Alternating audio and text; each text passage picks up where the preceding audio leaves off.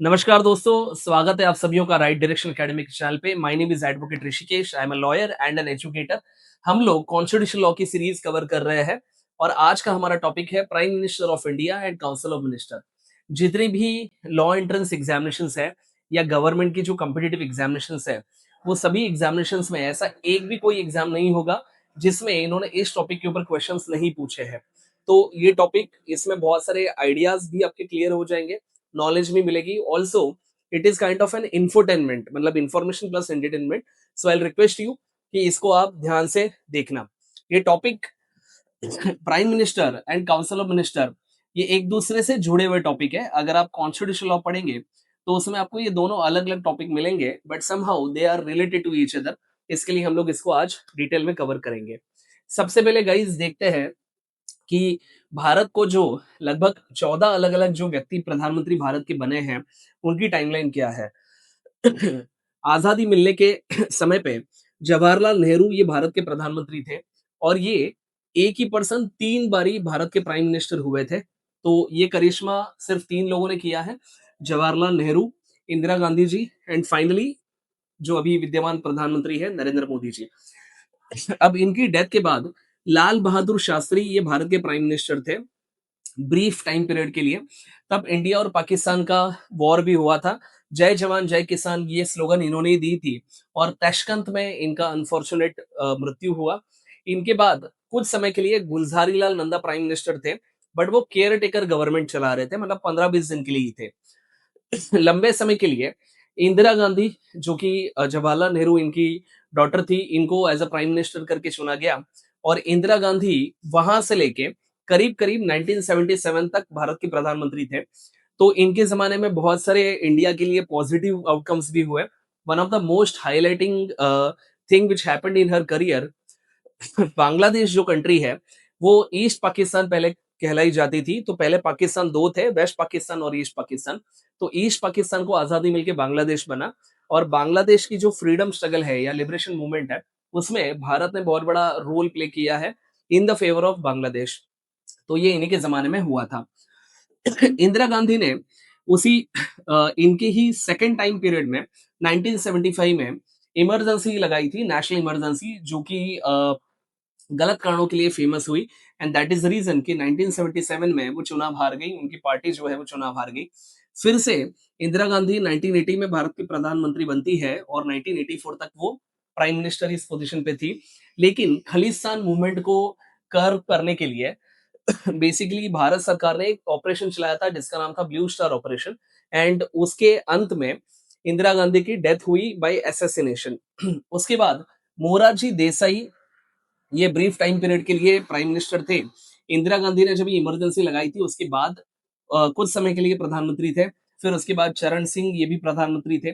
Then Indira Gandhi ji की death होने के बाद उनके जो बेटे हैं Rajiv Gandhi, he became the prime minister of India. He was a Indian air force pilot and he was a tech savvy person. Bharat में आज जितनी भी डेवलपमेंट आप देखते हैं, जो टेलीकम्युनिकेशन की डेवलपमेंट है या कंप्यूटराइजेशन हुआ है, ये सब राजीव गांधी के जमाने से शुरू हुआ है। राजीव गांधी ने 1989-88 के दरमियान इंडियन पीस कीपिंग फोर्सेस भेजी थी श्रीलंका में और वहां की एक टेररिस्ट ऑर्गेनाइजेशन थी जिसका नाम था LTTE, liberation tigers of Tamil Eelam. तो ये जो पर्टिकुलरली LTTE ऑर्गेनाइजेशन है, इन्होंने राजीव गांधी का असैसिनेशन प्लान किया और अल्टीमेटली 1989 में इनका अनफॉर्चुनेट मृत्यु होता है। उसके बाद विश्व VP सिंह ये जो है ये भारत के प्रधानमंत्री बनते हैं। इन्हीं के जमाने में जो रिजर्वेशन पॉलिसी है OBC की वो लागू करवाई गई। Then we have mister Chandrashekhar. इनका जो काल था वो बहुत ही कम समय के लिए थे, तो इनके टाइम पीरियड में क्योंकि उनको टाइम ही कम मिला तो ज्यादा इन्फ्लुएंशियल डिसीजन ये नहीं ले पाए। देन PV नरसिम्हा राव, इनके ज़माने में भारत की जो पूरी इकोनॉमी है, वो लिबरलाइज़ेशन, प्राइवेटाइज़ेशन और ग्लोबलाइज़ेशन, ये तीनों चीज़ें भारत में हुई। 1991 का इनका जो बजट है, वो बहुत फेमस है। तो PV नरसिम्हा राव ये फाइनेंशियल रिफॉर्म्स के लिए जाने जाते हैं। उसके बाद अटल बिहारी वाजपेयी भारत के प्रधानमंत्री थे, लेकिन पहली बार जब वो बने 1996 में, तो उनकी सरकार कुछ ही दिनों तक चली। फिर से चुनाव हुए, फिर 13 दिनों तक चली, लेकिन बाद में वो सरकार गिर गई। फाइनली अटल बिहारी वाजपेयी साहब ये 1998 में प्रधानमंत्री बनते हैं और 2004 तक वो टिकते हैं, ठीक है। अब इसके बीच में जब इनकी एक दो बार सरकार गिरी थी, तब एच डी देवे गौड़ा कर्नाटक से आते हैं ये, तो इनकी भी सरकार बनी थी, ये भी भारत के प्रधानमंत्री थे। देन इंदर कुमार गुजराल, इनको आई के गुजराल इस नाम से जाना जाता है, जिनकी भारत की फॉरेन पॉलिसी में बहुत ज्यादा चर्चा होती है, तो ये भी भारत के प्रधानमंत्री कुछ समय के लिए थे। उसके बाद अटल बिहारी वाजपेयी साहब के टेन्योर के बाद फिर एक अर्थतज्ञ डॉक्टर मनमोहन सिंह साहब ये 2004 में भारत के प्रधानमंत्री बनते हैं और वो दो बारी प्राइम मिनिस्टर बनते हैं 2014 तक, और 2014 से लेके अभी तक नरेंद्र मोदी ये भारत के प्रधानमंत्री हैं। ये पूरी टाइमलाइन मैंने आपको इसके लिए बताई क्योंकि आप जब भी लॉ के लिए पढ़ाई करोगे या आप किसी भी कॉम्पिटिटिव एग्जामिनेशंस की तैयारी करोगे, तो आपको ये टाइमलाइन पता होनी चाहिए कि कौन से प्रधानमंत्री आते गए, उनका कार्यकाल कब था। इससे आपको बहुत सारे जो मिसिंग लिंक्स है, वो आपको कनेक्ट करने का मौका मिलेगा। इस डायग्राम को आराम से वीडियो को पॉज़ करके देख लेना, फिर हम लोग आगे बढ़ेंगे।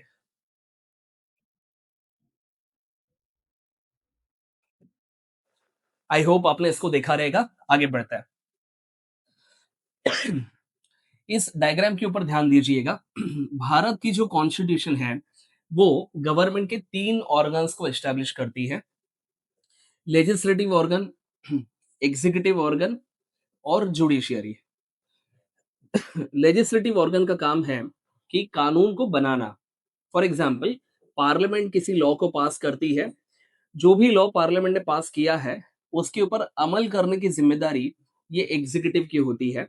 और जो लॉज पास हुए हैं, वो सही तरीके से हुए हैं क्या नहीं, क्या वो कॉन्स्टिट्यूशन के किसी प्रिंसिपल को या किसी फंडामेंटल राइट को वायलेट कर रहे हैं या नहीं, ये चेक करने की जिम्मेदारी जुडिशियरी की होती है। सिमिलरली, गवर्नमेंट ने जो लॉज बनाए हैं उसका इम्प्लीमेंटेशन सही तरीके से हो रहा है या नहीं, ये चेक करने की जिम्मेदारी भी जुडिशियरी की होती है। So by and large, legislature, executive, judiciary, ये सरकार के 3 अलग-अलग ऑर्गन्स हैं। अब यहाँ पे आप देखना, ये जो दोनों सर्कल है, लेजिस्लेटिव और एग्जीक्यूटिव, ये दोनों सर्कल यहाँ पे ओवरलैप होता है, मतलब ये कॉमन एरिया है, और यहाँ पे जो बंदे बैठते हैं इनको हम लोग मिनिस्टर्स कहते हैं। अब ये जो मिनिस्टर्स है ये दोनों जगह पे कॉमन क्यों है? क्योंकि हर व्यक्ति जो मिनिस्टर है वो डायरेक्टली या इनडायरेक्टली लेजिस्लेचर का हिस्सा है। मतलब वो लोकसभा का एमपी हो सकता है जो डायरेक्ट इलेक्शन से आता है, या फिर वो राज्यसभा का एमपी हो सकता है जो इनडायरेक्ट इलेक्शन से आता है। So moral of the story, every minister is necessarily a member of parliament, ठीक है। लेकिन उल्टा, मतलब रिवर्स इज नॉट ट्रू, कि हर मेंबर ऑफ पार्लियामेंट जो लोकसभा या राज्यसभा में बैठता है वो ऑटोमेटिकली मिनिस्टर नहीं बनता है। जैसे कि अगर कोई व्यक्ति है जो लीडर ऑफ अपोजिशन है, तो वो मेंबर ऑफ पार्लियामेंट तो है, लेकिन फिर वो मिनिस्टर नहीं है। लेकिन हर minister, for example mister Nitin Gadkari sahab, ये भारत के रोड्स एंड ट्रांसपोर्ट मिनिस्टर हैं, लेकिन वो लोकसभा के सांसद भी है। नरेंद्र मोदी जी, ये भारत के प्रधानमंत्री है, लेकिन वो लोकसभा के सांसद भी है, ठीक है। So moral of the story, कि every minister is necessarily a part of legislative. I hope ये समझ में आ रहा है। ये डायग्राम मैंने आपको इसके लिए बताया क्योंकि यहाँ पे मिनिस्टर्स का हमारा जिक्र होने वाला है, तो दैट इज द रीजन कि मिनिस्टर्स कहाँ से आते हैं ये समझना जरूरी है, ठीक है। अब थोड़ा सा गवर्नेंस स्ट्रक्चर समझ लेते हैं, प्लीज इसको ध्यान देना। ये गवर्नेंस स्ट्रक्चर कैसे चलता है? देखिए, भारत में 3 प्रकार की सरकारें हैं। एक है लोकल गवर्नमेंट, दूसरा है स्टेट गवर्नमेंट, तीसरा है सेंट्रल गवर्नमेंट। स्थानिक सरकार, राज्य सरकार, केंद्र सरकार। किसी भी सरकार में अगर आपको शामिल होना है, तो वो सरकार में शामिल होने के 2 तरीके हैं। एक है भैया ई फॉर इलेक्शन, दूसरा है ई फॉर एग्जामिनेशन। ऐसे लोग जो चुनाव लड़के, चुनाव को जीत के सरकार का हिस्सा बनते हैं, उनको हम लोग कहेंगे पॉलिटिशियंस। और इलेक्शंस ये 3 लेवल पे होते हैं। लोकल लेवल पे इलेक्शन होता है कॉर्पोरेटर का, स्टेट लेवल पे इलेक्शन होता है एमएलएस का, और देश के लेवल पे जो चुनाव होते हैं पार्लियामेंट के, वो होते हैं मेंबर ऑफ पार्लियामेंट के, मतलब कि सांसद के, जिसको हम लोग कहते हैं खासदार। ओके। अब जिस किसी पॉलिटिकल पार्टी के पास सबसे ज्यादा कॉर्पोरेटर रहेंगे, उस पॉलिटिकल पार्टी का नेता ये उस शहर का मेयर बनेगा। ओके। जिस पॉलिटिकल पार्टी के पास सबसे ज्यादा एमएलएज होंगे, उस पॉलिटिकल पार्टी का जो मेन पर्सन है या नेता है, वो बेसिकली सीएम बन सकता है। और जिस पॉलिटिकल पार्टी के पास सबसे ज्यादा मेंबर ऑफ पार्लियामेंट है, उस पॉलिटिकल पार्टी का नेता ये प्रधानमंत्री बनेगा। ओके, राइट हैंड साइड पे ध्यान देना, एग्जामिनेशन की तरफ। अब आप देखना कि लोकल सिविल सर्विसेज होते हैं, जो कि लोकल एडमिनिस्ट्रेशन है, म्यूनिसिपल कॉर्पोरेशंस, जिला परिषद या फिर विलेज पंचायत, ये सब इनके यहाँ पे जो जो लोग सरकार को काम करने में हेल्प करते हैं, एड एंड एडवाइस देते हैं, वो लोग बेसिकली लोकल सिविल सर्वेंट है। सिमिलरली महाराष्ट्र में या किसी भी स्टेट में जो स्टेट गवर्नमेंट है, वो बेसिकली स्टेट सिविल सर्विसेज से आता है। मतलब स्टेट गवर्नमेंट के जो ऑफिसर है, वो स्टेट पीएससी की एग्जामिनेशन देते हैं। और केंद्र के लेवल पे सेंट्रल गवर्नमेंट को हेल्प करने वाले जितने भी आईएएस आईपीएस ऑफिसर है, वो लोग एग्जामिनेशन देते हैं यूनियन पब्लिक सर्विस कमीशन का, यूपीएससी का। ठीक है, मतलब आपके पास सरकार में एंट्री करने के दो तरीके हैं। एक तो है इलेक्शन से, दूसरा है एग्जामिनेशन से। अब इलेक्शन से जो लोग आ रहे हैं, वो लोग, उनका टाइम पीरियड ये 5 साल का है। ठीक है, मतलब 5 साल के बाद फिर से इनको वोटिंग फेस करनी पड़ेगी। ऐसा हो सकता है कि जनता इनका जो पावर का रिचार्ज है वो रिन्यू करे, या फिर उनको घर पे बिठाए। सिमिलरली यहाँ पे ऐसा फिनोमेना नहीं है। एग्जामिनेशन से जो भी बंदा सिलेक्ट हो रहा है, वो परमानेंटली सरकार का हिस्सा रहेगा, एज लॉन्ग एज वो रिटायर नहीं होता, या फिर किसी गलत काम के लिए, जैसे कि फॉर एग्जाम्पल करप्शन, उसको सरकार से हटाया नहीं जाता तब तक। So this is called as permanent bureaucracy, this is called as temporary bureaucracy. लेकिन ध्यान रखना कि ये लोग जो है, इनके पास जनता का मैंडेट है, जनता का विश्वास है। इसके लिए गवर्नमेंट की स्ट्रक्चर में इनके हाथ में ज्यादा पावर दी गई है as compare to this people. तो भैया इनका काम क्या है? तो आप देखिए कि हर चुनाव के बाद कोई भी पॉलिटिकल पार्टी अगर जीत के आती है, तो नॉट नेसेसरी कि उस पॉलिटिकल पार्टी को एडमिनिस्ट्रेशन चलाने का अनुभव होगा ही। तो अगर वो अनुभव है तो अच्छी बात है, बट अगर नहीं है, तो these are the people who are going to help them out. ठीक है, so this is one thing. दूसरी चीज कि हर मिनिस्टर हर सब्जेक्ट में एक्सपर्ट नहीं हो सकता, तो उसको एड एडवाइस, उसको हेल्प करने के लिए ये पूरा एडमिनिस्ट्रेशन काम करता है। और तीसरा कि जो भी डिसीजंस इनके मार्फत लिए जाते हैं, उसको एक्चुअली इंप्लीमेंट करने की जिम्मेदारी इनके ऊपर रहती है। ठीक है, तो सरकार ये दोनों लोग मिलके चलाते हैं। It is not just the politicians. I hope ये डायग्राम आपको क्लियर है।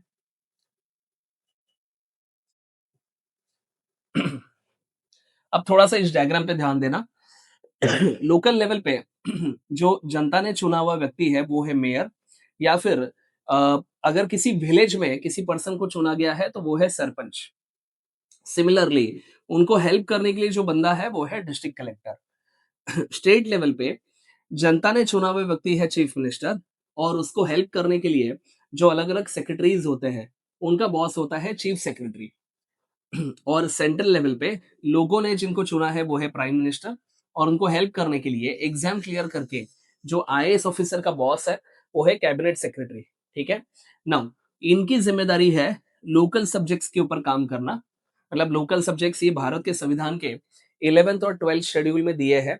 तो उसमें जो अलग अलग तमाम सब्जेक्ट्स हैं, तो उसके उसके ऊपर अमल करना, या वो सब्जेक्ट्स को टेक केयर करना, ये इनकी जिम्मेदारी है। सिमिलरली भारत के कॉन्स्टिट्यूशन में 7th शेड्यूल में 3 लिस्टें दी है। यूनियन लिस्ट, स्टेट लिस्ट और कंकरेंट लिस्ट। तो स्टेट लिस्ट में जितने भी विषय है, उसके ऊपर लॉ बनाना, कोई डिसीजन लेना, ये जिम्मेदारी स्टेट गवर्नमेंट की होती है। और यूनियन लिस्ट के ऊपर कोई डिसीजन लेना है, किसी चीज की जिम्मेदारी हैंडल करनी है, किसी ऑफिसर को अपॉइंट करना है, तो वो जिम्मेदारी पूरी की पूरी तरीके से सेंट्रल गवर्नमेंट की रहती है। Okay, so likewise we have 3 government, central, state and local, और तीनों के जो रिप्रेजेंटेटिव्स है, वो अलग अलग है। आई होप ये गवर्नेंस स्ट्रक्चर आपको क्लियर है, क्योंकि ये जो टॉपिक है प्राइम मिनिस्टर ऑफ इंडिया, ये समझने के लिए ये बेसिक्स समझना जरूरी है। ओके, आगे बढ़ते हैं, चलिए। देखिए, ये वाला जो डायग्राम है, ये आपको समझने में आसानी होगी, डिवीजन ऑफ पावर कैसे चलती है। So we have central government, और सेंट्रल गवर्नमेंट चलाने वाले जो लोग हैं, वो है प्राइम मिनिस्टर, और ऑफिसर्स के जो बॉस है, वो है cabinet secretary. Permanent bureaucracy, temporary bureaucracy, ये लोग इलेक्शन से आए हैं, ये लोग एग्जामिनेशन से। स्टेट लेवल पे chief minister, chief secretary. Local level पे अगर वो शहर है तो मेयर, अगर वो गाँव है तो सरपंच, सिमिलरली अगर वो शहर है तो म्युनिसिपल कमिश्नर, अगर वो गाँव है तो district collector. So that is how we have 3 layers of the government. अब ये एक इम्पोर्टेंट और थॉट प्रोवोकिंग क्वेश्चन है। कई बार जब भी हम लोग स्कूल्स में सिविक्स ये टॉपिक पढ़ते थे, तब कभी-कभी मेरे माइंड में एक ख्याल आता था कि अगर हमारे पास प्रेसिडेंट ये पर्टिकुलरली पोस्ट है, तो फिर प्राइम मिनिस्टर इस पोज़ीशन की ज़रूरत क्या है? या फिर उल्टा कि अगर प्राइम मिनिस्टर ये पोज़ीशन है, तो प्रेसिडेंट अलग से रखने की क्या ही ज़रूरत है? ठीक है? तो इसका आंसर आज आपको मिलेगा। देखिए, भारत का जो कॉन्स्टिट्यूशन है, उसकी एक फ्रेमवर्क है। मतलब चुनी हुई सरकार क्या कर सकती है और क्या नहीं कर सकती, ये चीज़ें कॉन्स्टिट्यूशन में बताई गई है। अब लेट अस अज्यूम कि किसी चुनाव के बाद पूरा काउंसिल ऑफ मिनिस्टर मतलब मंत्रिमंडल चुन के आता है, प्राइम मिनिस्टर उसमें इलेक्ट होके आते हैं और वो लोग अलग-अलग डिसीजंस ले रहे हैं। कोई लॉज़ पास कर रहा है, कोई रेज़ोल्यूशन पास हो रहा है, नए रूल्स बनाए जा रहे हैं, पुराने टैक्सेस को हटा के नए टैक्सेस लाए जा रहे हैं, वगैरह, वगैरह, वगैरह। अब वैसे तो टेक्निकली उनको रोकने वाला कोई नहीं है, ओके? और इनसे ये अपेक्षित होता है कि उन्होंने कॉन्स्टिट्यूशन के जो प्रोविजंस है या कॉन्स्टिट्यूशन की जो फिलॉसफी है उसको फॉलो करना चाहिए। जनरली सरकारों ने ऐसा कोई कदम नहीं उठाना चाहिए, जिसकी वजह से कॉन्स्टिट्यूशन का जो पर्पस है, वो डिफीट हो जाए। ऐसा कदम उन्होंने आइडियली नहीं उठाना चाहिए। लेकिन अगर गवर्नमेंट ऐसा कोई कदम उठाती है, ऐसा कोई लॉ पास करती है, तो उनको रोकने के लिए या उस पर्टिकुलर अटेम्प्ट को फेल करने के लिए कोई मैकेनिज्म होना चाहिए। और भारत के कॉन्स्टिट्यूशन ने ऐसे 2 मैकेनिज्म्स डेवलप करके रखे। पहला मैकेनिज्म है, उन्होंने एक पोस्ट तैयार की है जिसका नाम है प्रेसिडेंट ऑफ इंडिया। सो कोई भी गवर्नमेंट का एग्जीक्यूटिव डिसीजन है या फिर कोई भी लीगल डिसीजन है, कोई लॉ पास हो रहा है, सो हमेशा प्रेसिडेंट ऑफ इंडिया की सिग्नेचर उसके ऊपर लगेगी। ओके? तो जनरली स्पीकिंग भारत का कॉन्स्टिट्यूशन ये बोलता है कि सेंट्रल गवर्नमेंट जो चीजें कर रही है, जो एड एंड एडवाइस दे रही है, उसको प्रेसिडेंट को मानना है। लेकिन कब तक? तब तक जब तक वो एड एंड एडवाइस ये हमेशा कॉन्स्टिट्यूशनल होना चाहिए। अगर ये कॉन्स्टिट्यूशनल है तो ही। अगर सेंट्रल गवर्नमेंट कुछ ऐसी चीजें कर रही है जो एंटी कॉन्स्टिट्यूशन है, एंटी फंडामेंटल राइट्स है या लोगों के हित के खिलाफ है, तो ऐसी ताकतवर सरकार को रोकने के लिए कोई ना कोई मैकेनिज्म होना चाहिए और वो मैकेनिज्म है भारत के राष्ट्रपति। ठीक है? लेट अस अज्यूम कि इनसे भी अगर गलती हो गई, प्रेसिडेंट ने किसी ऐसे कानून पे सिग्नेचर कर दिया जो कि लोगों के खिलाफ है। अब उस पर्टिकुलर लॉ के खिलाफ आप सुप्रीम कोर्ट में भी जा सकते हैं। मतलब यहाँ पे पहला जो मैकेनिज्म है वो है भारत के राष्ट्रपति और दूसरा जो मैकेनिज्म है वो है सुप्रीम कोर्ट ऑफ इंडिया। ठीक है? सो आप ध्यान रखना कि प्राइम मिनिस्टर जब खुद की ओथ लेते हैं ऑफिस की, तब वो ये कहते हैं कि I will faithfully execute the duties of the office. लेकिन प्रेसिडेंट ऑफ इंडिया अपनी ओथ में ये कहते हैं कि I will protect the constitution of India. मतलब इनकी ओथ में ही ये लिखा है कि भैया आपको राष्ट्रपति को भारत के कॉन्स्टिट्यूशन को प्रोटेक्ट करना है। ठीक है? Similarly the supreme court has also been given the responsibility of upholding the fundamental rights of upholding the constitution। And उनका ये काम है कि जहां जहां पे कॉन्स्टिट्यूशन ये साइलेंट है या उसका अर्थ लगाना ये डायलेमा में चला जा रहा है, ऐसी सिचुएशन में उस कॉन्स्टिट्यूशनल प्रोविजन का इंटरप्रिटेशन करना ये भी सुप्रीम कोर्ट का काम है। मतलब एज लॉन्ग एज भारत सरकार, जिसमें मंत्री भी आते हैं, प्रधानमंत्री भी आते हैं, वो लोग कॉन्स्टिट्यूशन के हिसाब से देश को चला रहे हैं, जनता के विरोध में कुछ नहीं कर रहे हैं, तब तक इनके काम में कोई दखल-अंदाज़ी नहीं देगा। लेकिन अगर उनकी उनकी मार्फत ऐसा कोई कदम उठाया जा रहा है, जो कि देश विरोधी है या कॉन्स्टिट्यूशन के खिलाफ है, तब प्रेसिडेंट ये पहला लाइन ऑफ डिफेंस है और सुप्रीम कोर्ट ये लास्ट लाइन ऑफ डिफेंस है। दिस इज़ द रीज़न कि we have this multi post kind of a system. I hope ये क्रिस्टल क्लियर है। अगर आपको इसमें कोई डाउट रहेगा तो प्लीज़ कमेंट बॉक्स में आप आपका डाउट जो है, वो डाल सकते हैं। ठीक है? मैं आगे बढ़ रहा हूँ। आगे बढ़ते हैं, चलिए। इस डायग्राम के ऊपर थोड़ा-सा ध्यान देना।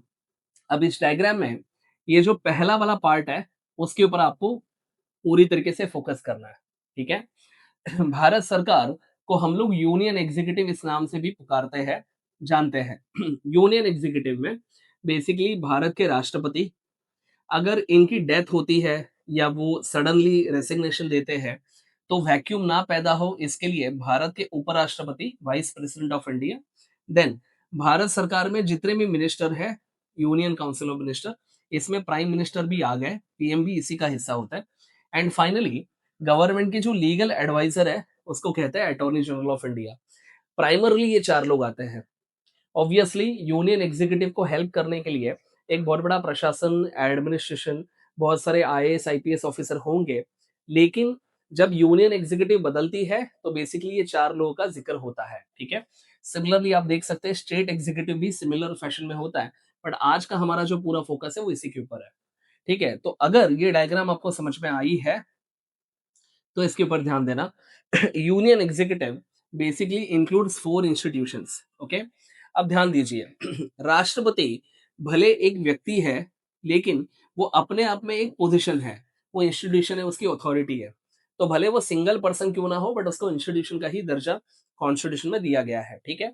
तो भारत के राष्ट्रपति is the head of the union executive, और आई वुड से कि he is the head of the state. However prime minister is the head of the central government. Please ध्यान रखना, दोनों में फर्क है। प्रेसिडेंट ये पूरे देश के हेड होते हैं, प्रधानमंत्री ये केंद्र सरकार के हेड माने जाते हैं एज पर कॉन्स्टिट्यूशन। सिमिलरली राष्ट्रपति, president is also common to legislature as well as executive. क्योंकि आप देखना कि लोकसभा अगर कोई कानून पास करे, राज्यसभा अगर कोई कानून पास करे, तब तक वो कागज का टुकड़ा, ये कानून नहीं बनेगा जब तक भारत के राष्ट्रपति उसके ऊपर दस्तखत ना दे। मतलब पार्लियामेंट जब भी हम लोग कहेंगे, तब उसमें लोकसभा भी आएगी, राज्यसभा भी आएगी, और उसमें भारत के प्रेसिडेंट भी आएंगे, ठीक है। तो president is a part of legislature as well. Similarly केंद्र सरकार के जितने भी एग्जीक्यूटिव डिसीजंस है, वो प्रेसिडेंट के नाम से लिए जाते हैं। इसके लिए प्रेसिडेंट की कॉमन पर्सनालिटी है दोनों टीमों में, लेजिस्लेचर में भी और एग्जीक्यूटिव में भी, ठीक है। अब देखिए कि प्रेसिडेंट ये इतना इंपॉर्टेंट इंस्टीट्यूशन है कि अगर किसी रीजन से प्रेसिडेंट साहब की या प्रेसिडेंट मैडम की तबीयत ठीक नहीं है, या सडन डेथ होती है, या रेसिग्नेशन होता है, या पार्लियामेंट उनको इम्पीच करती है, ऐसी तमाम सिचुएशन में गवर्नमेंट ऑफ इंडिया का जो कारभार है वो अचानक से बंद नहीं होना चाहिए।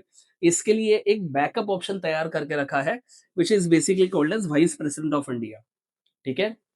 सो this is a backup option. Obviously vice president की खुद की भी कुछ कुछ जिम्मेदारियां होती है। वाइस प्रेसिडेंट ये राज्यसभा के चेयरमैन भी होते हैं, लेकिन वो सब उनके आई वुड से कि सेकेंडरी फंक्शन है। उनका प्राइमरी फंक्शन ये है कि in the absence of the president provide the backup, ठीक है। फिर तीसरा है prime minister and council of minister. इसको हिंदी में कहते हैं प्रधानमंत्री और केंद्रीय मंत्रिमंडल। केंद्रीय इसके लिए क्योंकि राज्य का मंत्रिमंडल भी हो सकता है। सो अगर आपको सेंट्रल गवर्नमेंट के मंत्रिमंडल को रेफर करना है, you have to use this word called as केंद्रीय मंत्रिमंडल। And finally attorney general of India, this person is basically the legal adviser of government of India. Attorney general के अंडर जो लोग काम करते हैं उनको हम लोग कहते हैं solicitor general, additional solicitor general. But attorney general ये भारत का पहला लॉ ऑफिसर माना जाता है, ठीक है। So this is the entire union executive for you. I hope ये डिस्क्रिप्शन आपको पूरी तरीके से समझ में आया है। तो अब with the background knowledge we will start with this very important topic called as the prime minister. चलिए स्टार्ट करते हैं। ध्यान देना, अब इस डायग्राम को मैं थोड़ा सा जूम इन जूम आउट करूंगा, तो अकॉर्डिंगली आपको फोकस करना है। देखिए प्राइम मिनिस्टर ये जो टॉपिक है, इसका कॉन्स्टिट्यूशनल बेसिस कहाँ से आया है, ओके। मतलब वो पैदा कहाँ से हुआ है, ये जो टॉपिक है। तो भारत के कॉन्स्टिट्यूशन का आर्टिकल 74 ये उगम स्थान है प्राइम मिनिस्टर इस पोजीशन का। मतलब ये आर्टिकल पीएम इस पोस्ट को तैयार करता है, पीएम इस पोस्ट को बनाता है, ओके। तो देखते हैं ये आर्टिकल क्या कह रहा है। देखिए it says there shall be a council of ministers headed by the prime minister, और इनका पर्पस क्या है, to aid and to advise the president of India. मतलब देश का कारोबार एक्चुअली कौन चला रहा है, राष्ट्रपति, लेकिन किसके कहने पे, केंद्रीय मंत्रिमंडल के, जिसका प्रमुख हिस्सा कौन है, प्राइम मिनिस्टर, ठीक है। अब आप देखना कि कॉन्स्टिट्यूशन में ये वर्ड्स यूज किए हैं एड एंड एडवाइस, लेकिन कॉन्स्टिट्यूशन में एक और क्लॉज 2 भी डाला गया है, the president while exercising functions shall act in accordance with such advice, मतलब राष्ट्रपति को ये आजादी नहीं है कि वो अपने मर्जी से डिसीजन ले, अपने मर्जी से लॉज को एक्सेप्ट करे या खारिज करे। As long as he is taking the executive decisions, तब उनको भारत के काउंसिल ऑफ मिनिस्टर को, प्राइम मिनिस्टर को सुनना पड़ेगा, मतलब उन्होंने जो एड एंड एडवाइस दिया है उसको फॉलो करना पड़ेगा। इसमें ऑब्वियसली एक एक्सेप्शन है कि अगर एड एंड एडवाइस ही अनकॉन्स्टिट्यूशनल है या फिर एंटी पीपल है, तो फिर ऐसी सिचुएशन में प्रेसिडेंट उसको साइन करने से मना कर सकता है। लेकिन नॉर्मल सर्कमस्टेंसेस में the president shall act on aid and advice given by the prime minister and the council of minister. ठीक है, तो यहाँ पे पीएम का जो पोजीशन है वो समझ में आता है। ओके, अब ध्यान दीजिए इसके रैमिफिकेशंस क्या है, इसका मतलब क्या है। प्रेसिडेंट ये बेसिकली एक नॉमिनल एग्जीक्यूटिव है, मतलब इसके नाम से काम तो चलता है लेकिन इसकी मर्जी ज्यादा नहीं चलती है। तो इसको हम लोग कहते हैं लैटिन भाषा में डी ज्यूर, और एक्चुअली मर्जी जिसकी चल रही है उसको हम लोग कहेंगे डी फैक्टो, रियल। ठीक है, so please remember the president is the head of the state and the prime minister is the head of the central government, दोनों में ये फर्क है। आई होप ये क्रिस्टल क्लियर है आपको। ओके, अब आप देखना कि प्रेसिडेंट को रियल पावर्स है क्या, यहाँ पे ये क्वेश्चन हमेशा पूछा जाता है। सो कुछ कुछ केसेस में प्रेसिडेंट को पावर होती है, लेकिन अगर इन दोनों की कंपैरिजन करेंगे, प्राइम मिनिस्टर और प्रेसिडेंट इन पोजीशन की, तो यू विल फाइंड कि प्राइम मिनिस्टर की जो पोजीशन है वो ज्यादा ताकतवर भारत के कॉन्स्टिट्यूशन में बनाई गई है। ठीक है, ऐसा क्यों है, सिंपल सा लॉजिक है कि प्राइम मिनिस्टर ये व्यक्ति डायरेक्ट इलेक्शन से आता है, मतलब जनता का जो मैंडेट है, जो विश्वास है, वो पीएम के साथ ज्यादा होगा क्योंकि वो डायरेक्ट इलेक्शन से आया है। वाइल एज प्रेसिडेंट ये इनडायरेक्ट चुनाव से आती है, इसके लिए इन कंपैरिजन विद पीएम जनता का मैंडेट ये पीएम के साथ है, ये माना जाएगा। अब नॉर्मल सर्कमस्टेंसेस में प्रेसिडेंट को अगर गवर्नमेंट का कोई डिसीजन सही नहीं लग रहा है या उनको उसको रिवर्स करना है, so president may request the council of minister to reconsider any advice. लेकिन however after such reconsideration the president shall have to act as per the advice. राष्ट्रपति के हिसाब से, सॉरी प्राइम मिनिस्टर ने जो बोला है उस हिसाब से प्रेसिडेंट को करना पड़ेगा। ठीक है, so this is point number 1। दूसरा देखिए, भारत का काउंसिल ऑफ मिनिस्टर राष्ट्रपति को क्या एडवाइस देता है और वो स्पेसिफिक एडवाइस क्यों देता है, व्हाई एंड व्हाट, इसको किसी भी कोर्ट में चुनौती नहीं दी जा सकती। आप उस चीज को चैलेंज नहीं कर सकते कि यही डिसीजन गवर्नमेंट ने क्यों लिया, चाहे वो नोटबंदी का डिसीजन हो, चाहे वो किसी कंट्री के साथ वॉर का हो, चाहे वो पीस का हो, या फिर कोविड में पूरे देश को लॉकडाउन करने का क्यों ना हो। सो जनरली स्पीकिंग भारत सरकार के जो डिसीजन है कैबिनेट के मार्फत जो राष्ट्रपति को दिए जाते हैं, उसके एडवांटेजेस में आप नहीं जा सकते। हाँ, आप ये जरूर क्लेम कर सकते हैं कि ये डिसीजन अनकॉन्स्टिट्यूशनल है या फंडामेंटल राइट्स के खिलाफ है। ऐसी सिचुएशन में सुप्रीम कोर्ट उसको सुनेगा, बट बाकी नॉर्मल सर्कमस्टेंसेस में supreme court will not entertain those kind of decisions. I hope ये क्रिस्टल क्लियर है। आगे बढ़ते हैं। ठीक है, अब आप देखना कॉन्स्टिट्यूशनल बेसिस कहाँ कहाँ से आता है। आर्टिकल 74 बोलता है कि there shall be a council of minister to aid and advise the president of India. ठीक है, आर्टिकल 75 ये बोलता है प्रेसिडेंट ये अपॉइंट करेंगे प्रधानमंत्री को और प्रेसिडेंट ही अपॉइंट करेंगे बाकी मिनिस्टर्स को भी। लेकिन इसमें ध्यान देना, प्रेसिडेंट प्राइम मिनिस्टर अपने मर्जी से अपॉइंट नहीं कर सकते, उनको अपॉइंटमेंट उसी बंदे को देनी है जिस पॉलिटिकल पार्टी के पास सबसे ज्यादा नंबर्स है लोकसभा में। ओके, या फिर ऐसा हो सकता है कि अगर सिंगल पॉलिटिकल पार्टी के पास नंबर नहीं रहेंगे, तो जो लार्जेस्ट कोएलिशन है उनके उनको मौका देना पड़ेगा प्राइम मिनिस्टर का। ओके, इधर सिंगल पार्टी होनी चाहिए, कोएलिशन होनी चाहिए, और बाकी जितने भी मिनिस्टर है they will be appointed on the basis of the advice which is given by the prime minister. ठीक है, तो आर्टिकल 75 भी इंपॉर्टेंट है। अब ध्यान देना, बेसिकली भारत में जो लोकसभा के चुनाव होते हैं उसको कहा जाता है जनरल इलेक्शन टू लोकसभा, और इसकी फ्रीक्वेंसी बताई गई है हर 5 साल में एक बार ये चुनाव होने चाहिए। लेकिन अगर कोई लोकसभा बीच में ही डिसॉल्व हो गई, मतलब विसर्जित हो गई, प्रेसिडेंट ने उसको डिसॉल्व कर दिया, तो फिर इमीडिएटली 6 महीने के अंदर अंदर फिर से लोकसभा के चुनाव लेने पड़ते हैं। तो रूल ये है कि 5 साल में लेने चाहिए, बट इसमें एक्सेप्शंस भी आ सकते हैं। ठीक है, so generally after every 5 years Lok Sabha election takes place in India, and इस लोकसभा चुनाव में टोटल लोकसभा में सीटें आज के तारीख में है 543। तो इस लोकसभा चुनाव में जिस किसी पॉलिटिकल पार्टी के पास 272 सीटें रहेंगी, उस पॉलिटिकल पार्टी का नेता बनेगा प्रधानमंत्री। यही पॉइंट यहाँ पे कवर किया गया है। यहाँ पे माफ करना, एक छोटी-सी मिस्टेक हुई है, ये 272 होना चाहिए, ठीक है? सो अ पॉलिटिकल पार्टी और a group of political party seeking majority vote 272 seats out of 543 is invited to form the government. मतलब आपके पास मेजॉरिटी होनी चाहिए इन शॉर्ट। तो इस डायग्राम को एक बार चाहे तो आप आराम से पढ़ लेना। This is one of the most important diagrams of this entire lecture. इसको आराम से पढ़ लेना please.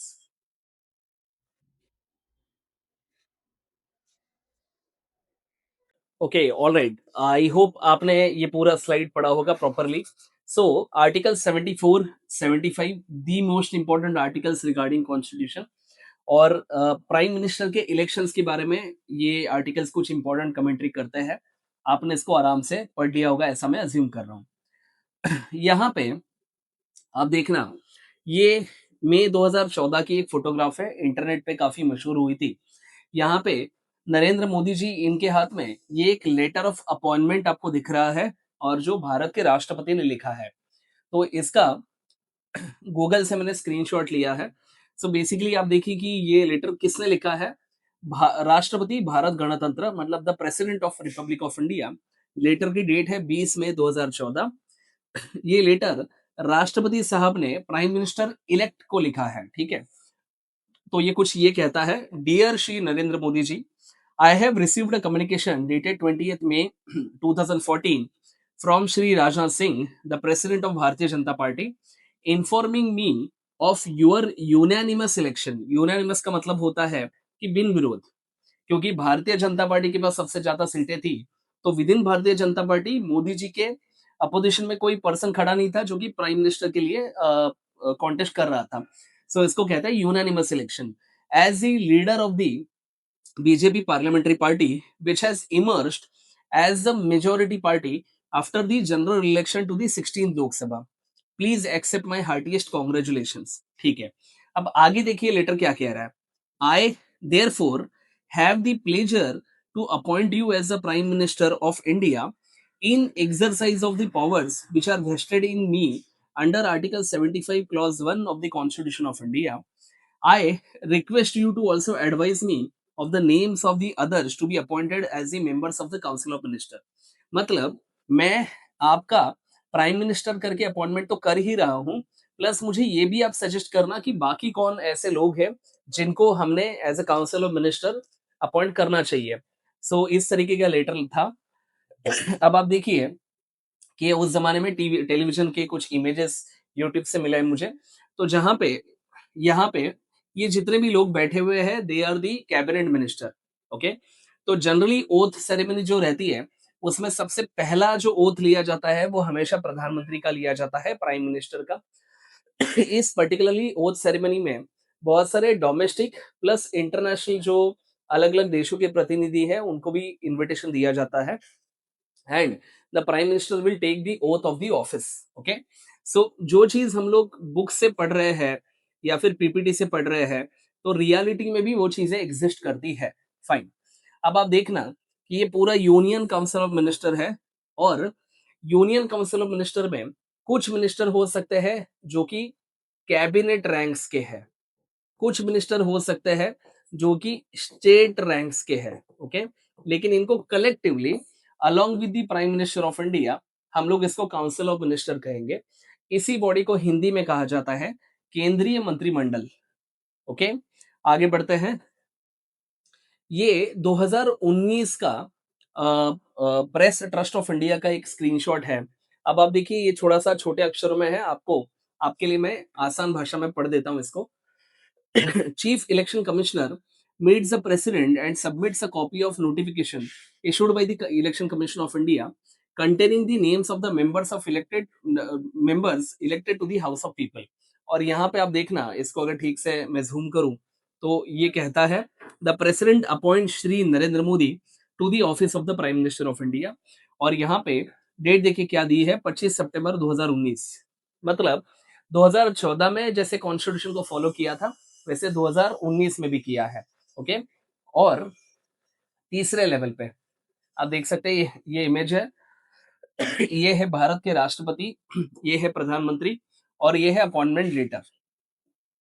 So it is the president who appoints the prime minister. लेकिन क्या प्रेसिडेंट अपनी मर्जी से अपॉइंट कर सकता है? The answer is no.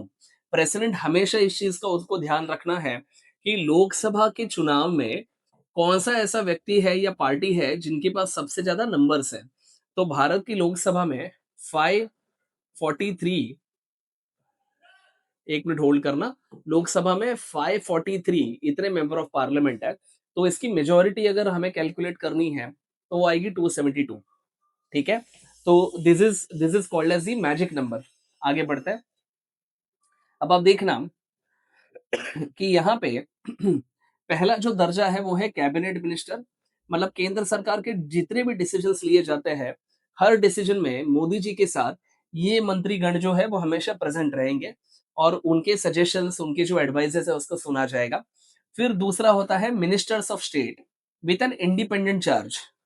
मतलब ये ऐसे तरीके के मिनिस्ट्रीज के मिनिस्टर है जिनका, जो कि कैबिनेट का हिस्सा नहीं है, जिनका इंपॉर्टेंस रिलेटिवली कम है एज कंपेयर टू कैबिनेट, तो वो है मिनिस्टर्स ऑफ स्टेट। एंड क्योंकि कैबिनेट मिनिस्ट्री जो रहती है उनका कार्यभार ये बहुत ही डिटेल्ड और कॉम्प्लेक्स रहता है, तो इनको हेल्प करने के लिए कुछ लोग रहते हैं जिसको हम लोग कहते हैं मिनिस्टर्स ऑफ स्टेट। हम लोग इनको ये भी कह सकते हैं कि ये डेप्यूटी कैबिनेट मिनिस्टर है। ठीक है, सो हर कैबिनेट मीटिंग में ये लोग बैठेंगे।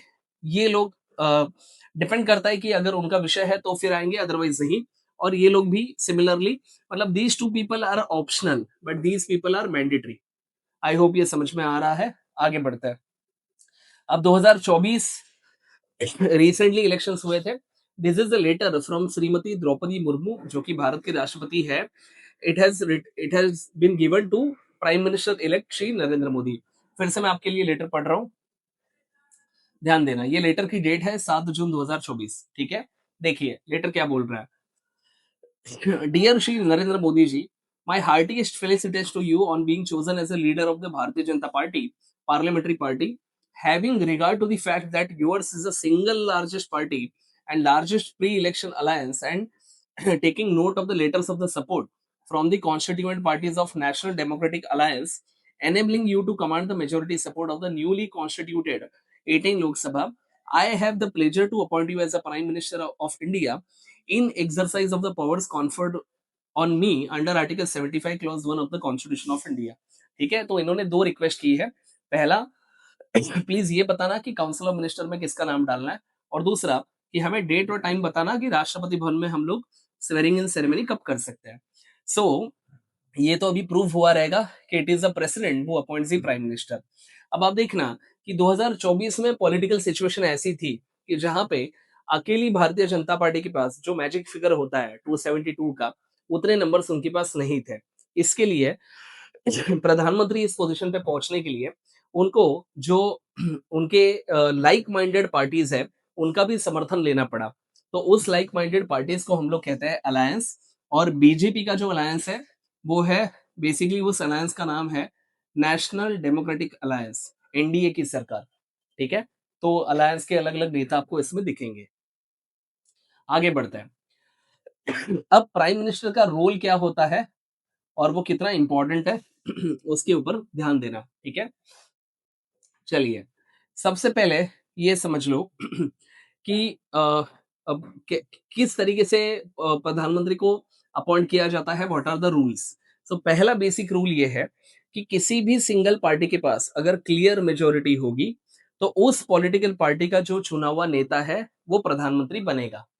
उदाहरण के तौर पे अगर भारतीय जनता पार्टी के पास 300 सीट्स है, which is basically more than 272, तो फिर बीजेपी का जो नेता ये 300 लोग चुनेंगे वो प्रधानमंत्री बनेगा। ठीक है, तो यहाँ पे मैजिक फिगर क्या है, 272।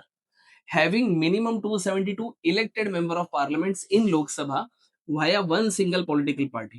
ठीक है, तो ये हो गया केस नंबर 1। अब ये सिचुएशन 2014 में भी हुई थी, 2019 के चुनाव में भी हुआ था। दूसरा, अगर किसी एक पार्टी के पास उतना बहुमत नहीं है लेकिन ग्रुप ऑफ पार्टीज के पास है, अलायंस के पास है, तो फिर क्या होगा। तो ये सिचुएशन 2024 में हुई थी जब भी भारतीय जनता पार्टी अकेले के पास 272 सीटें नहीं थी। So having minimum 272 elected MPs via an alliance, तो joining the numbers of multiple political parties से भी अगर 272 नंबर आता है फिर भी it is okay, that person will become the prime minister, ठीक है। लेकिन मान के चलिए कि अलायंस के पास भी नंबर नहीं है, सिंगल पॉलिटिकल पार्टी के पास तो नहीं है, अलायंस के पास भी नहीं है। अब क्या किया जाए? अब राष्ट्रपति इस चीज को ध्यान देता है कि जितने भी चुनाव में पॉलिटिकल पार्टी से पार्टिसिपेशन किया है उसमें लार्जेस्ट पार्टी कौन सी है। चलो माना ये बात कि 272 सीटें नहीं है उनके पास, लेकिन क्या ऐसी पार्टी है जिनके पास 200 सीट्स है और उनको 72 कम पड़ रहा है? तो सबसे ज्यादा नंबर लाने वाली जो पार्टी है उनको अपॉर्चुनिटी दी जाएगी कि भाई तुम प्रधानमंत्री तुम्हारा तुम्हारे पॉलिटिकल पार्टी में से चुन लेना। एंड बाद में उनको on the floor of Lok Sabha ये प्रूफ करना पड़ेगा कि उनके पास और 72 लोगों का समर्थन है। मतलब बिना समर्थन प्रूफ किए वो पर्सन, वो सरकार ज्यादा देर तक कंटिन्यू नहीं कर सकती। लेकिन ऐसा हो सकता है कि बिना 272 के मैजिक फिगर के सिवाय भी लार्जेस्ट पॉलिटिकल पार्टी के ग्रुप के लीडर को अपॉइंट किया जाए as a prime minister. And वो होने के बाद उनको 15 दिन 20 दिन का समय दिया जाता है कि you have to prove the majority. But ये मेजोरिटी कहाँ पे प्रूव करनी है? क्या ये मेजोरिटी स्टारबक्स में प्रूव करनी है? क्या ये मैकडोनल्ड्स में प्रूव करनी है? जी नहीं। It has to be proved necessarily on the floor of the parliament, on the floor of the Lok Sabha, ठीक है। तो ये रूल है। चलिए इसको पढ़ते हैं। देखिए, इफ नो सिंगल पार्टी और alliance has 272 MPs, then party having largest number of MPs will be invited to form the government, ठीक है। अगर ये पार्टी फेल होती है सपोर्ट दिखाने के लिए 272 नंबर्स का, देन प्रधानमंत्री को मतलब जो जिसको अपॉइंट किया है उसको रेसिग्नेशन देना पड़ेगा और वो अपॉर्चुनिटी दूसरे पार्टी के पास जाएगी जो सेकंड लार्जेस्ट है। ओके, तो इस तरीके से होगा। अब आप देखिए, इन द एक्सेप्शनल सर्कमस्टेंसेस अगर प्राइम मिनिस्टर की पोस्ट जो है वो अगर वेकेंट होती है, वेकेंट क्यों हो सकती है उसके अलग अलग रीजंस है। एक मिनट होल्ड करना।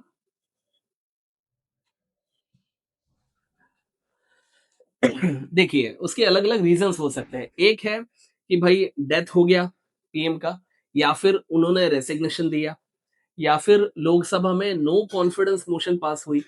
नो कॉन्फिडेंस मोशन का मतलब होता है अविश्वास प्रस्ताव पास हुआ और ये प्रूव हो गया कि 272 इतने लोगों का समर्थन मोदी जी को नहीं है। या फिर उल्टा कि जो कॉन्फिडेंस मोशन गवर्नमेंट ने लाई थी वो फेल हो गई, मतलब वो पास नहीं हुई। ओके, या फिर फाइनली अगर सरकार का बजट पास नहीं हुआ, क्योंकि बजट पास नहीं हुआ तो सरकार कुछ खर्चा ही नहीं कर पाएगी। तो ये सभी सर्कमस्टेंसेस में it will lead to the collapse of the government, ठीक है। सो प्लीज रिमेंबर इसके नतीजे क्या होंगे।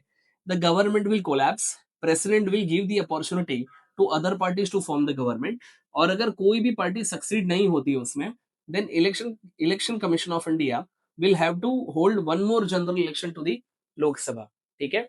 सो ये बेसिकली एनालिसिस है प्रधानमंत्री के मतलब प्राइम मिनिस्टर को अपॉइंट करने के जो तमाम रूल्स है इस स्लाइड का। ये तमाम रूल्स यहाँ पे दिए गए हैं, आप इसको आराम से पढ़ लेना, ठीक है। आगे बढ़ते हैं। देखिए, जब ये आप लोग किसी भी चीज को ऐसे पिक्टोग्राफिकल फॉर्मेट में पढ़ते हो तो इट बिकम्स वेरी इफेक्टिव। ध्यान देना। अब प्रोसीजर क्या है अपॉइंट करने की। सो एक तो है कि first the political party will have to prove the majority. ये कैसे प्रूव होती है? तो जितने भी मेंबर ऑफ पार्लियामेंट होते हैं जो सपोर्ट करना चाहते हैं, वो अपने लेटर हेड पे लेटर लिख के प्रेसिडेंट को देते हैं कि भाई इस बंदे को हम लोग सपोर्ट कर रहे हैं, ठीक है। यहाँ पे मेजोरिटी पहले प्रूव हो रही है और फिर उस व्यक्ति को पीएम अपॉइंट किया जा रहा है, ठीक है। In this case first proving the majority and then assuming the charge of the prime minister. इसके विपरीत, इसके उल्टा ऐसा भी हो सकता है। First prove the majority on the floor of the Lok Sabha. In this case first assume the charge and then prove the majority in on the floor of the Lok Sabha. मतलब यहाँ पे वो बंदे बंदे ने पहले सपोर्ट दिखाया फिर वो पीएम बना, यहाँ पे पहले वो पीएम बने और 15-20 दिन के अंदर सपोर्ट दिखाया। In both the situation the prime minister can be appointed, ठीक है। प्लीज रिमेंबर, इंडिया में ये रूल ये है कि पीएम ये किसी भी सदन से आ सकता है, लोकसभा से भी आ सकता है, राज्यसभा से भी आ सकता है। लेकिन यूके में या इंग्लैंड में रूल ये है कि प्राइम मिनिस्टर को नेसेसरली उनके लोअर हाउस से ही आना पड़ेगा। उसको वो लोग कहते हैं हाउस ऑफ कॉमन्स, ठीक है। तो भारत में ऐसा कोई रूल नहीं है। आगे बढ़ते हैं। अब इनके ऑफिस की टर्म्स एंड कंडीशंस क्या है उसके ऊपर थोड़ा-सा ध्यान देना, ओके? सबसे पहले who will administer the oath to the prime minister? Basically president करेगा, लेकिन कौन से ओथ रहते हैं? 2 रहते हैं। एक रहता है ओथ ऑफ ऑफिस, मतलब while executing the duties of the office, the prime minister will follow the constitution. He will not be taking any favors or giving any favors, and he will be neutral, or he will be like he will be giving equal treatment to all the citizens of India. तो ये सब चीजें इसमें कही कही जाएंगी। फिर दूसरा जो है वो है ओथ ऑफ सिक्रेसी, मतलब भारत का प्राइम मिनिस्टर बनने की वजह से बहुत सारी सीक्रेट इंफॉर्मेशन उनके सामने आती है, वो किसी भी कारण के लिए वो जनता के सामने उसको नहीं लाएंगे तब तक जब तक देश के हित में वो नहीं है, या फिर किसी कोर्ट ने वो बोला नहीं है, ठीक है? तो ये 2 चीज़ें इम्पोर्टेंट है, ओथ ऑफ ऑफिस और ओथ ऑफ सीक्रेसी। अगर कोई भी प्राइम मिनिस्टर इस ओथ को वायलेट करता है, तो कोर्ट में उनके खिलाफ मुकदमा जा सकता है, ठीक है? अब ध्यान रखना कि टर्म ऑफ प्राइम मिनिस्टर कितने समय के लिए रहता है? वैसे तो हम लोग कहते हैं 5 साल के लिए रहता है, लेकिन ये फैक्चुअली गलत आंसर है। एक्चुअली स्पीकिंग, प्रधानमंत्री तब तक उस पोज़ीशन पे बैठेगा, जब तक वो लोकसभा में मेजॉरिटी कमांड कर रहा है। अगर ये मेजॉरिटी 1 साल में उसके खिलाफ चली गई, तो फिर उसको रेजिग्नेशन देना पड़ेगा। अगर ये मेजॉरिटी 2.5 साल में कम हो गई, तो उनको तब रेजिग्नेशन देना पड़ेगा। तो प्राइम मिनिस्टर का टर्म ये तब तक है जब तक लोकसभा में उनके उनको समर्थन है या उनके उनके ऊपर कॉन्फिडेंस है, ठीक है? फिर दूसरा प्राइम मिनिस्टर ऑफिस जो रहता है, उसका अल्टीमेट बॉस रहता है प्रधानमंत्री, लेकिन उसके जो इमीडिएट बॉस है, वो रहता है principal secretary to the prime minister of India. ये लोग पीएमओ चलाते हैं प्रधानमंत्री के कहने पे, ठीक है? पीएम ये नेसेसरली भारत के नागरिक होने चाहिए, लेकिन भारत का नागरिकत्व किसी भी तरीके से उन्होंने मिलवाया है। जैसे ऐसा व्यक्ति जो कि नेचुरली मतलब बॉर्न इन इंडिया है और that is the reason he is a citizen of India, चलेगा। अगर कोई व्यक्ति नेचुरलाइज सिटीजन है, मतलब पहले वो किसी दूसरे देश का नागरिक था, लेकिन कुछ सालों के बाद डोमिसाइल के रूल फॉलो करने की वजह से वो भारत का नागरिक बना, तो भी ऐसा व्यक्ति भारत का प्रधानमंत्री बन सकता है। प्लीज ध्यान देना, अमेरिका में रूल अलग है। अमेरिका में रूल ये है कि कोई भी व्यक्ति अगर नेचुरलाइज अमेरिकन है, तो वो प्रेसिडेंट नहीं बन सकता। उसको necessarily by birth he America का राष्ट्रपति, मतलब बाय बर्थ ही वो अमेरिका का नेशनल होना चाहिए, तो ही वो अमेरिका का राष्ट्रपति बन सकता है। ठीक है। नाउ यहाँ पे प्राइम मिनिस्टर के वैसे तो जो कोई ज्यादा खर्चे होते नहीं है, जो भी होते हैं भारत सरकार उठाती है, लेकिन उनकी जो पेमेंट है, अलाउंसेस है, they are basically decided by the parliament of India, ठीक है? पहले ही हमने डिस्कस किया है, PM can be from Lok Sabha और Rajya Sabha. PM in India, any person can contest and become the PM for any number of times, okay? देखिए, contest आप कभी भी कर सकते हो, कितनी मर्जी बार भी कर सकते हो। कंटेस्ट करना आसान है, जीतना मुश्किल है। लेकिन एक ही पर्सन, अपर लिमिट उसकी कोई नहीं है कि कितने समय वो प्रधानमंत्री की कुर्सी के ऊपर बैठेगा, ऐसा उसका कोई अपर लिमिट टेन्योर का नहीं है। जैसे कि यूनाइटेड स्टेट्स ऑफ अमेरिका में there is an upper limit. वो अपर लिमिट है दो टाइप की टर्म्स।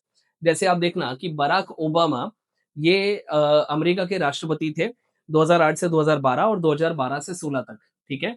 फिर डोनाल्ड ट्रंप बने 2016 से 20 तक, 20 में वो चुनाव हारे, फिर से वो 24 में जीते। अब ये उनका आखिरी टर्म है 2024 से 28 तक। अब अगर वो चाहे, फिर भी वो राष्ट्रपति नहीं बन सकते अमेरिका के, क्योंकि उनका कॉन्स्टिट्यूशन ऐसा कहता है। एज लॉन्ग एज कॉन्स्टिट्यूशन ऐसा कह रहा है, तब तक वो नहीं बन पाएंगे। अगर कॉन्स्टिट्यूशन में कुछ अमेंडमेंट आ गई तो बात अलग है, ठीक है? आई होप ये समझ में आ रहा है। चलिए आगे बढ़ते हैं। अब ये जो पोजीशन है प्राइम मिनिस्टर की, इस पोजीशन की इंपॉर्टेंस क्या है वो थोड़ा सा समझ लो। ध्यान देना, this person is the highest political boss in the country. मतलब जितने भी आईएएस, आईपीएस, आईएफएस अफसर है, जितने भी मिनिस्टर है, कैबिनेट वाले या स्टेट मिनिस्टर है, ये सबका जो बॉस है वो प्रधानमंत्री होता है, ठीक है? प्रधानमंत्री ये लोकसभा में मेजोरिटी कमांड करते हैं। देयरफॉर जनरली स्पीकिंग, कि as long as he is commanding the majority in Lok Sabha, it shows about the popularity of this person, ठीक है? क्योंकि आप देखना कि लोकसभा में इतने सारे एमपीज उनको सपोर्ट कर रहे हैं, इसका मतलब उनको जनता का मैंडेट है, जनता का समर्थन है, ओके? नाउ गवर्नमेंट का जो कोलैप्स होता है वो कैसे होता है? तो पहला चीज ये है कि अगर प्रधानमंत्री रिजाइन कर दे तो विच इज हाईली अनलाइकली, इतने पावरफुल पोजीशन पे जाके कोई रिजाइन करना बहुत रेयर है आई वुड से। दूसरा हो सकता है डेथ। तीसरा हो सकता है loss of confidence in prime minister can lead to the collapse of the entire government.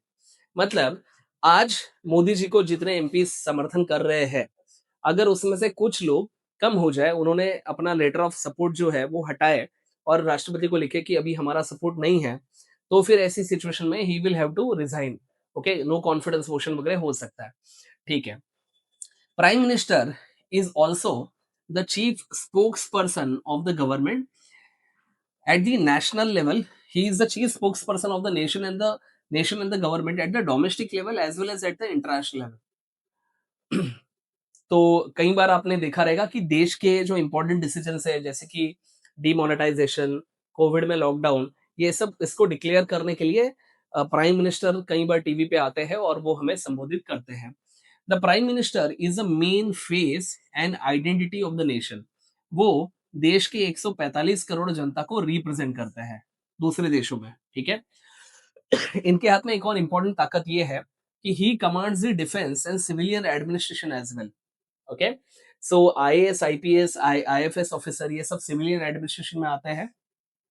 Army, navy, air force, intelligence bureau, CBI, research and analysis wing, ये सब डिफेंस फोर्सेस में आते हैं। ओके। सेंट्रल गवर्नमेंट की जो फिनांसेस है उसके ऊपर भी इनका कंट्रोल होता है। अकेले का नहीं होता है, but he makes, I mean his opinions will impact in a very significant way as far as how this money is to be distributed, how this money is to be used. Okay, then finally prime minister is the chief appointment officer of the central government. तो जितने भी important appointments होते हैं, reserve bank of India के governor, army, navy, air force के chief है, CAG है, UPSC के चेयरमैन है, ये सब प्रधानमंत्री के कहने पे या प्रधानमंत्री के जो जिस कमेटी का वो हिस्सा है उनके कहने पे हो सकते हैं। प्रधानमंत्री जिस किसी हाउस से आते हैं, उस हाउस के वो ऑटोमेटिकली लीडर बन जाते हैं। So prime minister will be a leader of Lok Sabha और राज्यसभा, जहां कहीं से वो आते हैं, and he takes the key important policy decisions which will have far reaching effect on the country and as well as the citizen. So this is the entire structure why prime minister post is considered so much important. इसको आप आराम से पढ़ लेना।